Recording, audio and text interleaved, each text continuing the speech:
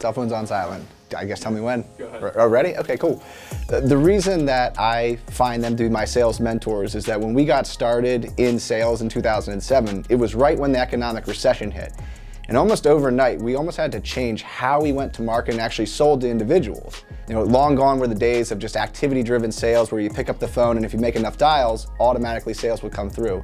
And now we had to figure out actually how to get people to overcome their fear of spending money in a time where really things were uncertain. And the reason it's so important to have sales mentors like that is because they're down in the trenches working with you and also helping you understand where did things not go right. And from a sales perspective, it's so much more impactful to actually have those individuals working with you than trying to figure it out all by yourself. So I think it's also important and equally important for yourself to be a mentor, mainly because you're helping breed that next generation of excellence when it comes to sales. I think that it helps you as an individual grow by sharing those successes, those problems that you've had in the past, and maybe even hearing new ideas.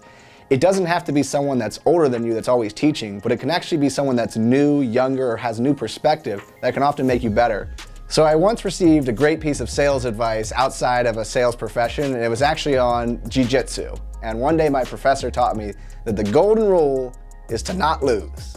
He said, you may not win, but no matter what, you can't lose. So you're either winning or you're learning.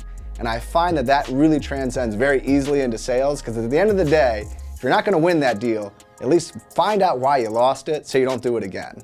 I think the best piece of advice and wisdom that I've ever received was really just a two-part. One was to always be true to yourself, and the second was always to be genuine to your customers.